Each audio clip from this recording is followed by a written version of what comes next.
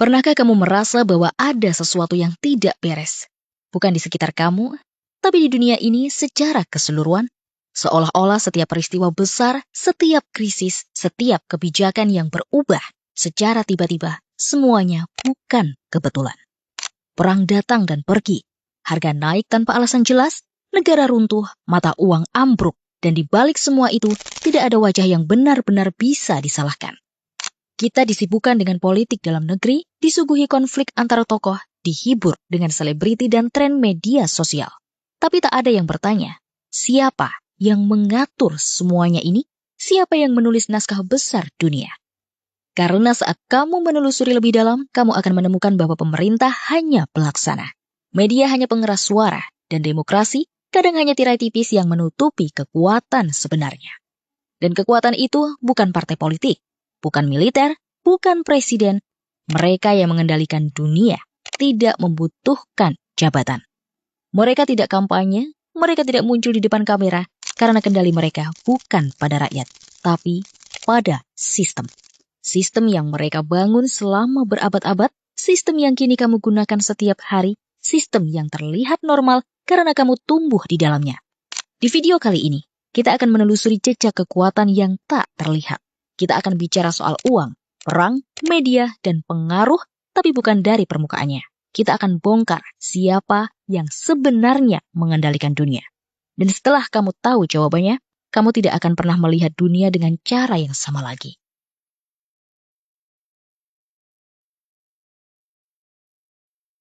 Sejarah dunia tidak ditulis oleh para pahlawan. Ia ditulis oleh mereka yang membayar biaya perang, memiliki media, dan mengendalikan utang. Ketika Napoleon menaklukkan Eropa dan kerajaan-kerajaan mulai runtuh, satu nama bangkit di balik kekacauan.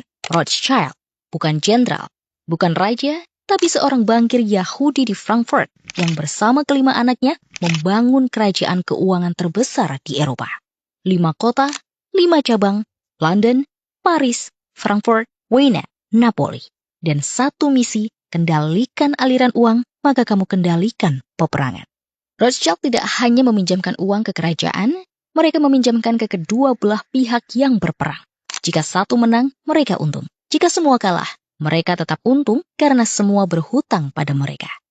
Ketika pasukan Inggris menang di Waterloo, Nathan Rothschild adalah orang pertama yang tahu. Ia menggunakan informasi itu untuk menguasai pasar obligasi London, dan dalam semalam, memperluas kekuasaannya melebihi siapapun di kerajaan Inggris. Tapi cerita tidak berhenti di sana. Di seberang lautan, di benua Amerika, kekuatan baru sedang tumbuh. John D. Rockefeller. Nama ini bukan hanya penguasa minyak, ia adalah arsitek kekayaan industri modern. Standard Oil miliknya menguasai 90% industri minyak Amerika Serikat. Tapi yang lebih berbahaya dari minyak adalah pengaruhnya.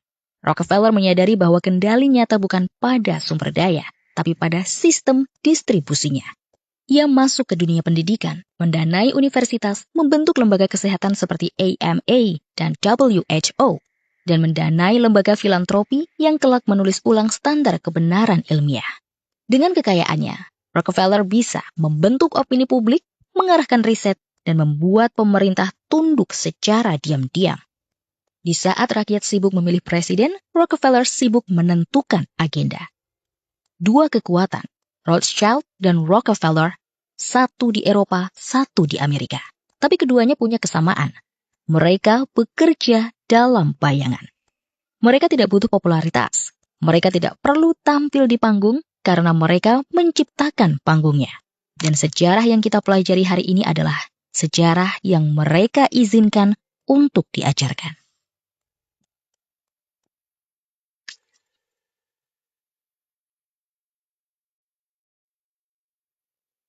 Dunia hari ini tidak lagi dikendalikan oleh kerajaan atau bangsawan berdarah biru. Kekuatan lama seperti Rothschild dan Rockefeller telah melahirkan sesuatu yang lebih besar, lebih kompleks, dan lebih sulit dilawan, korporasi. Hari ini, kekuasaan tidak berada di tangan satu orang, tapi dalam struktur legal yang tidak punya wajah, tidak bisa dipenjara, dan tidak pernah tidur. Nama seperti BlackRock mungkin tidak familiar bagi banyak orang, tapi perusahaan ini yang tidak pernah membuat produk apapun mengelola lebih dari 10 triliun dolar aset dunia. Angka yang lebih besar dari PDB gabungan sebagian besar negara di bumi. BlackRock memiliki saham besar di perusahaan yang kamu gunakan setiap hari. Google, Facebook, Apple, Tesla, bahkan perusahaan vaksin. Artinya, mereka bisa mengarahkan algoritma pencarianmu, membatasi informasi yang kamu lihat, dan secara tidak langsung mengatur bagaimana kamu berpikir. Tapi itu baru permukaannya. Di balik BlackRock ada struktur keuangan global yang lebih tua dan lebih dalam. Institusi IMF dan Bank Dunia yang mengaku menolong negara-negara berkembang, tapi dalam praktiknya memberikan pinjaman dengan syarat yang mengikat kebijakan. Mereka bisa memaksa pemerintah memotong subsidi, menjual aset negara, dan membuka pasar lokal untuk investasi asing. Semua atas nama kemajuan ekonomi. Tapi kenyataannya banyak negara miskin tetap miskin setelah puluhan tahun menerima bantuan. Sementara utang mereka justru terus bertambah. Dan di antara semua itu, berdiri organisasi global seperti World Economic Forum dan Perserikatan Bangsa-Bangsa. Lembaga yang katanya mewakili masa depan dunia, tapi pertemuan tahunannya hanya dihadiri oleh miliarder, bankir, dan pemimpin politik global. Mereka membicarakan masa depan kita tanpa kita.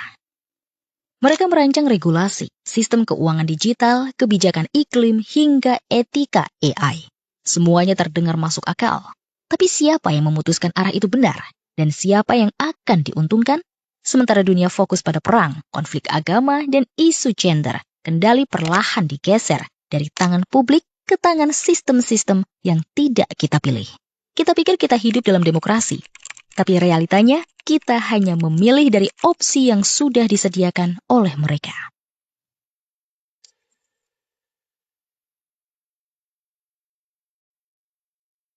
Ada hal menarik dari mereka yang mengendalikan dunia. Mereka jarang menyembunyikan niat mereka sepenuhnya. Mereka lebih suka menyampaikannya dalam bentuk simbol. Dalam bahasa yang hanya bisa dibaca oleh mereka yang paham cara kerjanya. Lihat uang dolar Amerika. Di balik angka dan tanda tangan itu ada satu gambar yang aneh. Piramida tak selesai dengan satu mata di puncaknya. The All-Seeing Eye. Sebagian orang menyebutnya sebagai simbol Illuminati. Sebagian lagi menganggapnya hanya desain arsitektur. Tapi satu hal yang pasti, simbol itu bukan tanpa arti. Ia menyampaikan pesan bahwa ada satu kekuatan yang melihat dan mengawasi segalanya dari atas. Di bawah piramida itu tertulis kalimat dalam bahasa Latin, Novus Ordo Seclorum, yang artinya tatanan dunia baru. Frasa yang terdengar seperti fiksi tapi sering diucapkan oleh tokoh-tokoh berkuasa. Presiden Amerika, pemimpin Uni Eropa, bahkan direktur lembaga global. New World Order, sebuah konsep yang menyerukan dunia tanpa batas negara, tanpa perbedaan sistem keuangan, tanpa identitas nasional yang menghalangi efisiensi global. Kedengarannya indah, dunia yang terhubung, modern, dan setara. Tapi siapa yang akan mengatur dunia semacam itu? Siapa yang akan menulis aturannya? Dan bagaimana mereka bisa dipercaya jika kita bahkan tidak bisa memilih mereka? Disinilah agenda global perlahan terlihat. Krisis iklim, digitalisasi uang, pandemi global, dan kontrol terhadap data pribadi semuanya datang dalam urutan yang sangat rapi. Terlalu rapi untuk disebut kebetulan. Setiap krisis besar selalu diikuti solusi global. Lebih banyak regulasi, lebih banyak digitalisasi, dan lebih sedikit kebebasan individu. Kita diajarkan bahwa semua ini demi keselamatan bersama. Tapi apa jadinya jika keselamatan itu menjadi alasan untuk menghapus hak-hak dasar manusia? Lihatlah bagaimana pandemi dijadikan landasan untuk mengatur pergerakan manusia, mengawasi lokasi, mengendalikan arus informasi, dan membuat masyarakat terbiasa dipantau secara sistematis. Lalu muncullah wacana uang digital terpusat yang bisa diprogram, diperiksa, bahkan dibatasi penggunaannya berdasarkan perilaku. Bayangkan, di masa depan, uangmu bisa dibekukan hanya karena kamu tidak patuh pada satu kebijakan. Dan semua ini dibicarakan secara terbuka di konferensi-konferensi elit yang tidak pernah kamu dengar namanya. Davos, Bilderberg, Trilateral. Nama-nama yang jarang masuk berita, tapi membahas masa depan hidupmu. Mereka tidak lagi menyembunyikan agendanya, karena mereka yakin kita terlalu sibuk, terlalu terdistraksi, dan terlalu nyaman untuk memperhatikan. Dan saat kita menyadarinya, semuanya sudah terlalu terlambat.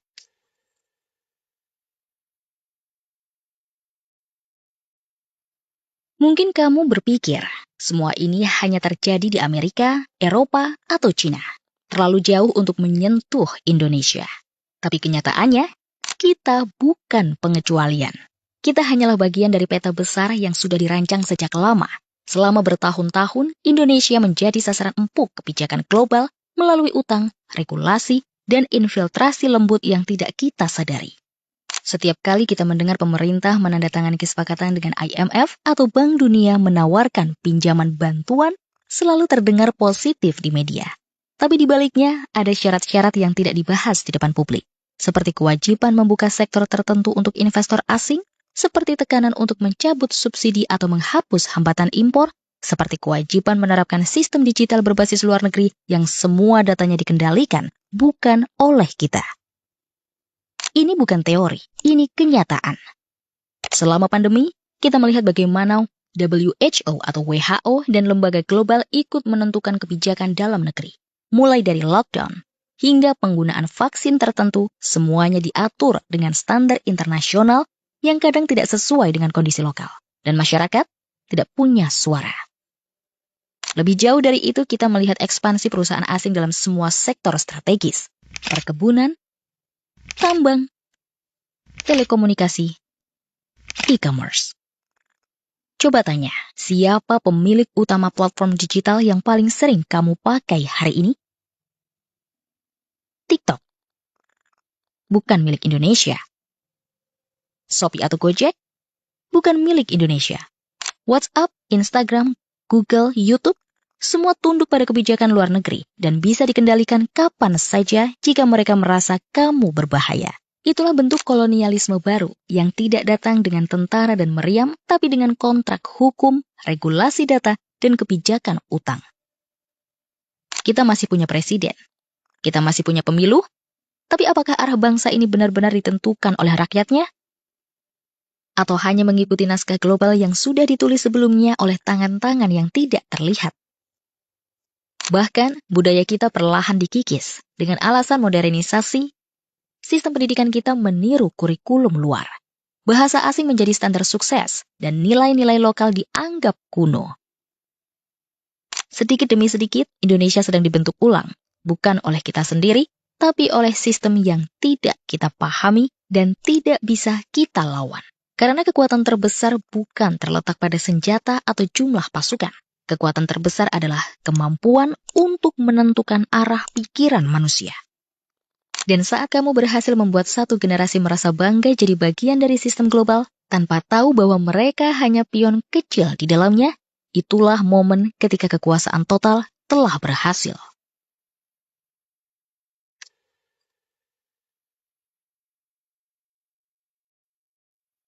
Dunia ini tidak bergerak secara acak, ia digerakkan. Diatur oleh sistem yang dibentuk selama berabad-abad oleh mereka yang tidak pernah kamu lihat di layar dan tidak pernah kamu pilih di bilik suara. Rothschild, Rockefeller, BlackRock, IMF, itu hanya nama-nama yang sempat muncul ke permukaan. Di bawahnya ada jaringan yang lebih luas, lebih tersembunyi, dan jauh lebih besar. Mereka tidak butuh pengakuan, mereka hanya butuh stabilitas. Karena dari stabilitas itu, kendali bisa terus dipertahankan. Mereka tidak ingin kamu panik. Mereka hanya ingin kamu merasa semua ini berjalan normal.